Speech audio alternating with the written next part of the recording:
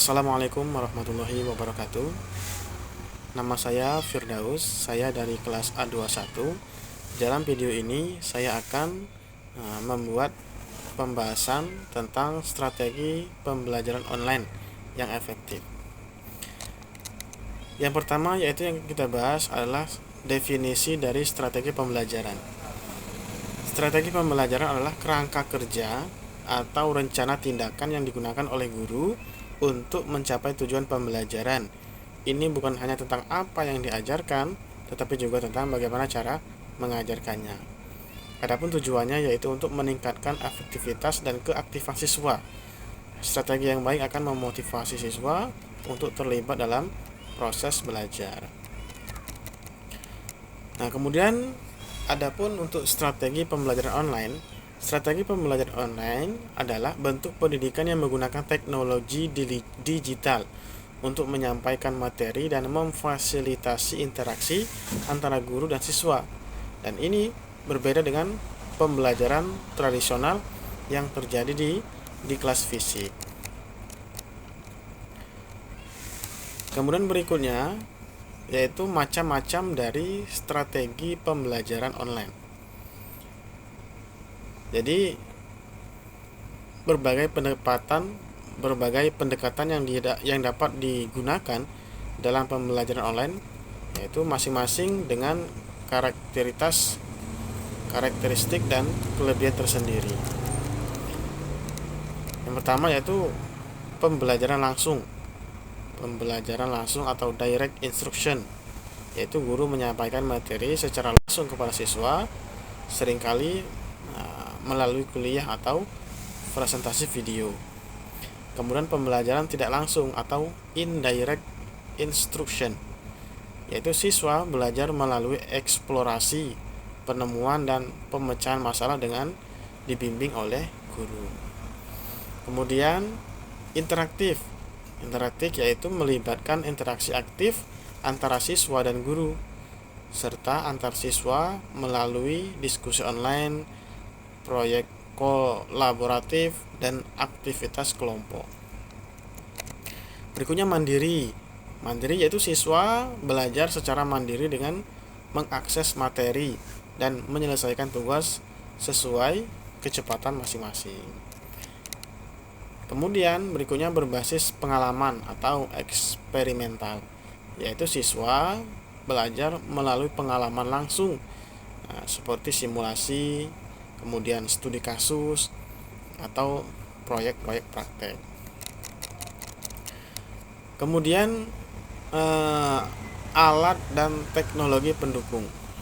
Jadi keberhasilan pembelajaran online sangat bergantung pada penggunaan alat dan teknologi yang tepat.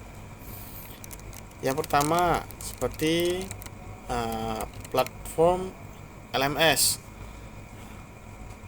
untuk manajemen belajar, di mana LMS membantu guru mengelola materi, tugas, penilaian, dan komunikasi dengan siswa.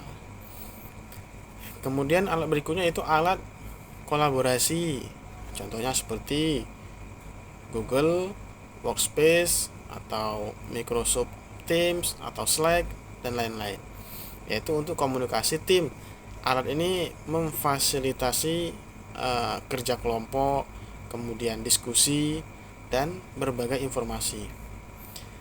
Berikutnya itu multimedia itu seperti video, kemudian infografis, kemudian animasi, yaitu untuk memperkaya konten pembelajaran, di mana multimedia membuat materi itu lebih menarik, kemudian interaktif dan tentunya mudah untuk dipahami oleh siswa.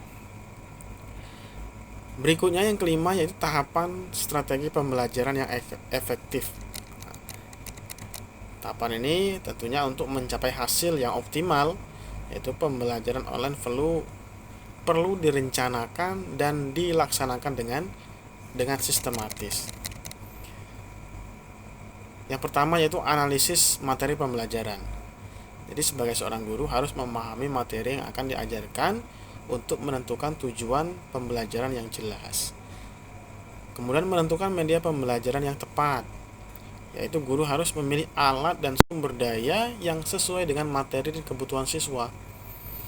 Kemudian memaksimalkan teknologi pembelajaran, yang mana guru harus menggunakan teknologi secara efektif dan menyampaikan materi, memfasilitasi interaksi, dan memberikan umpan balik. Gitu. Contoh seperti membuat PowerPoint yang interaktif, gitu. Memberikan video edukatif, atau seperti kuis gitu ya, kuis menggunakan aplikasi yang ada di online itu. Kemudian berikutnya itu evaluasi efektivitas pembelajaran daring, yang mana guru harus menilai apakah pembelajaran mencapai tujuan yang ditetapkan dan membuat perbaikan jika diperlukan. Berikutnya yaitu macam-macam proses pembelajaran daring yang efektif berdasarkan jenjang pendidikan. Itu artinya pembelajaran daring atau pembelajaran online itu perlu disesuaikan dengan karakteristik dan kebutuhan siswa di setiap jenjang pendidikan. Untuk pendidikan usia dini, gitu. Kalau usia dini itu memang sangat sulit untuk fokus pada pembelajaran daring. Untuk usia dini lebih membutuhkan permainan fisik dan interaksi untuk melatih motorik ya. Strategi efektifnya yaitu video interaktif yang mengedukasi. Karena anak-anak yang usia dini itu sangat suka dengan video-video yang interaktif itu. Adapun jika di usia dini ini ada pembelajaran daring, tentunya juga tetap perlu pendampingan dari orang tua. Kemudian untuk jenjang pendidikan dasar SD, yang mana di usia ini anak-anak mulai bisa mengendalikan diri, tapi masih butuh permainan karena memang masih anak-anak. Untuk strateginya yang efektif, permainan interaktif untuk menghilangkan kejenuhan. Bisa menggunakan platform seperti Google Classroom, Zoom, atau video call melalui WhatsApp gitu ya. Kemudian pendidikan menengah. Untuk usia menengah, siswa ini sudah bisa mengendalikan diri seperti fokus ya, bisa fokus untuk belajar. Tapi perlu kemauan dan daya tahan untuk belajar di depan layar dalam waktu yang lama. Adapun untuk strategi efektifnya itu menggunakan media pembelajaran yang menarik, kreatif, dan tidak monoton.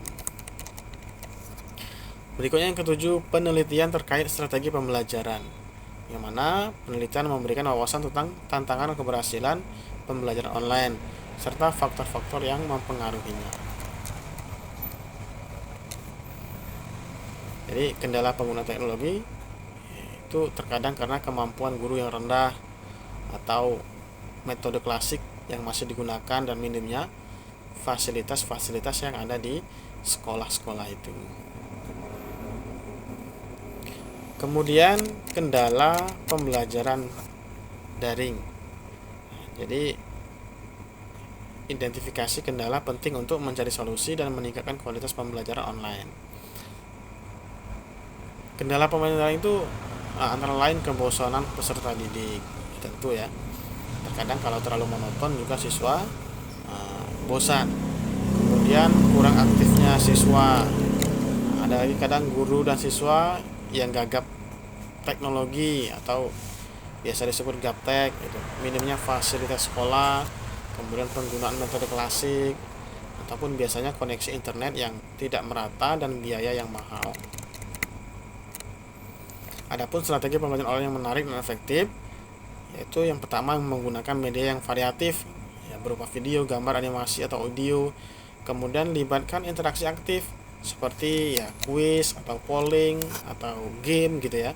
Kemudian sajikan materi secara ringkas dan terstruktur seperti infografis atau slide PPT yang menarik begitu. Selipkan video atau demonstrasi gitu. Kemudian gunakan platform yang familiar seperti WA atau Google Classroom atau Zoom atau Google Meet begitu ya. Kemudian dorong kolaborasi siswa.